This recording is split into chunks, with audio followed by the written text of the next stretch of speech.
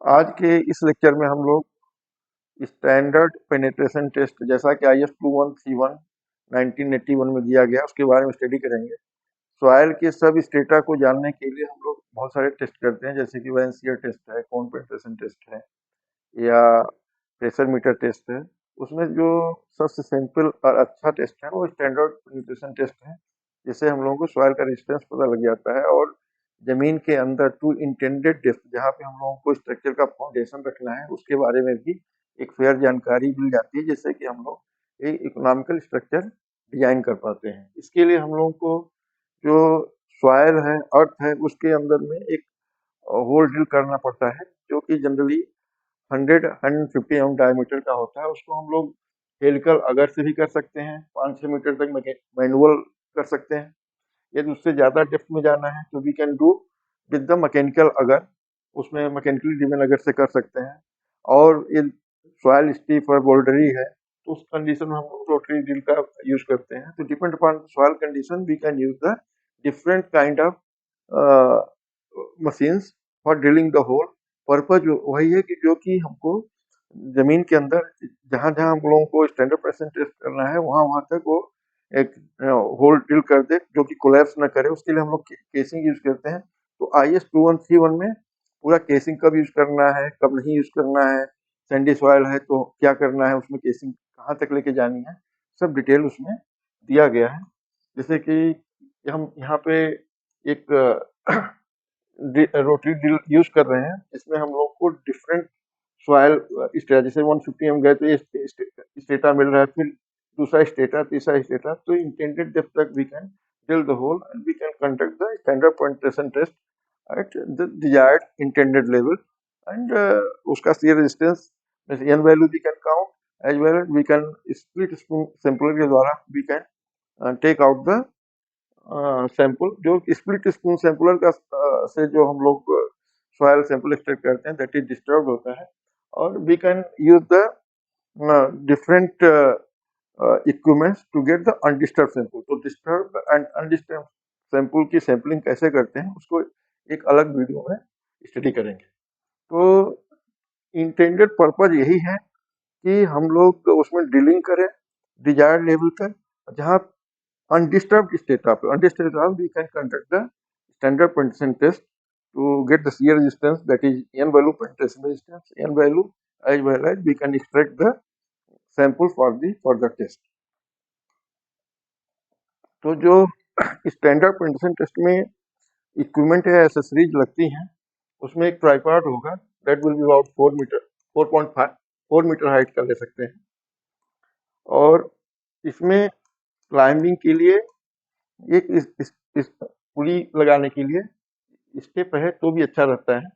पुली होगा, एक रोप होगी जो कि जूट की या किसी ऐसी रोप होगी जो कि 63.5 kg का वेट उठा सके, इतने इतने उसके स्ट्रेंथ की होगी रोप। और गाइड रॉड होगा जो हमारा स्टैंडर्ड पेनिट्रेशन टेस्ट में डिफरेंट डेप्थ 1.5, 3, 4.5 या चेंज इन स्ट्रक्चर पर हमको एसपीटी लेना है, उसको एक्सटेंशन करने के लिए एक्सटेंशन रॉड की जरूरत पड़ेगी।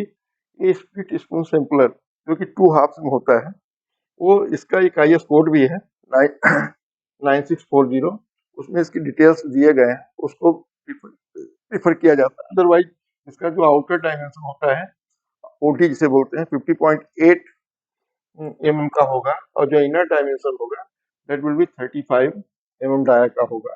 तो ये all this accessories are required for conducting a standard penetration test, SPT test.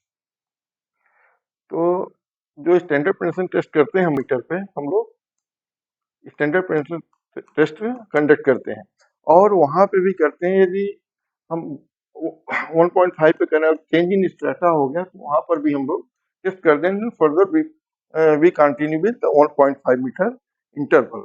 यदि वैन शियर टेस्ट कर रहे हैं तो वो इंटरवल 3 मीटर का हो सकता है, बट 1.5 मीटर पे हम लोग एन वैल्यू को पाते हैं। उसके बाद में that N value use for the different purposes हम इंटरप्रिटेशन करके, रिलेटिव डेंसिटी है, उसका बेयरिंग कैपेसिटी है, शियर स्ट्रेंथ है, all these parameters we can find out.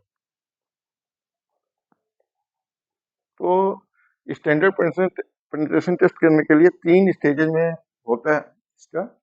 एक तो पहले 15 सेंटीमीटर को हम लोग जो भी we will use a hammer, ब्रूनेट हैमर, जो कि इसका वेट होगा 63.5 kg। ये फ्री फॉल करता है एनविल पे फ्रॉम द हाइट, इसके बीच का जो हाइट होगा that will be जो IS में दिया गया है 217, ASTM में 762 mm है, बट IS कोड में 775 सेंटीमीटर दिया, वहां से फ्री फॉल करे और जो 15 सेंटीमीटर या 150 mm का जो पहला पेनिट्रेशन नंबर ऑफ ब्लोज लगेगा that will be sitting blow, और उस सिटिंग ड्राइव के लिए उसको हम लोग डिस्कार्ड कर देते हैं, और जो बैलेंस अंदर 300 mm के लिए जो नंबर ऑफ ब्लोज लगता है उसको हम लोग काउंट करते हैं। जैसे कि मान लीजिए N1 15 ब्लोज, N2 जो फर्दर 150 mm ड्राइव के लिए that has taken 10, and further drive के लिए इट हैज टेकन से n इक्वल टू 5। तो हमारा जो पेनिट्रेशन रेजिस्टेंस होगा that is N2 plus N3, N2 plus N3 will be 15। इसका जो हमारा जो पहली टाइप का होता है, 0 से जो पहला ये गया N1, इसको हम लोग डिस्कार्ड कर देते हैं एंड सेकेंड के लिए लेते हैं। इन केस वो 450 mm नहीं ड्राइव जा पाती है तो जो लास्ट 300 mm का है उसको हम पेनिट्रेशन रेजिस्टेंस या एन वैल्यू के लिए लेते हैं। या जो 300 mm से ही कम गई तो हम लोग वो वैल्यू को नोट कर लेते हैं and then further be use for the purposes, जो भी हमारा इंटेंडेड पर्पज है। तो पहला मोटा मोटी हम लोग पहले 150 mm को डिस्कार्ड करेंगे सिटिंग ड्राइव पर, और जो सेकेंड होगा 150 mm और थर्ड 150 mm को नोट कर लेंगे। ये उसके बाद यदि वो 50 ब्लोज से ज्यादा ले रहा है तो मीन्स 100 ब्लोज पर, तो we can go for the refusal. वो इसकी अलग से क्या कहते हैं देखा जा सकता है, बट जो IS 2131 में दिया गया है वो दिया गया है कि पहले सिटिंग लेंगे फिर फर्दर दो को हम लोग पेनिट्रेशन रेजिस्टेंस में नोट करेंगे। इस तरह से इसका फॉर्मेट बना लेते हैं एंड पहला 0 से 150 mm का नोट कर लेते हैं, 1.5 से 1.82, फिर सेकेंड का 150 से कर लेते हैं। उसके बाद मान लीजिए 50 ब्लोज तक वो उससे ज्यादा नहीं जा रहा है, देन इसका हम लोग जो फर्स्ट एंड सेकेंड होगा उसका ही पेनिट्रेशन रेजिस्टेंस मतलब एन वैल्यू हो जाएगा।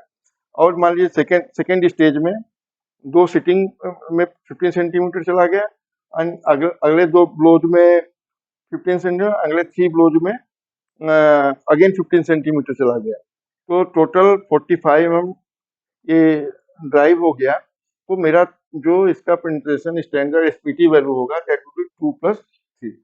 तो ऐसे हम लोग स्टैंडर्ड पेनिट्रेशन वैल्यू निकाल लेते हैं, इसको इंटरप्रेट करते हैं। इसमें बहुत सारे करेक्शन होंगे, तो उसको आगे करेक्शन क्या क्या करेक्शंस आते हैं डेप्थ के हिसाब से उसका क्या वैल्यू होना चाहिए, या वाटर टेबल आ गया तो क्या वैल्यू होना चाहिए, या इस सब के बारे में हम लोग आगे वाले वीडियो में स्टडी करेंगे। Thank you.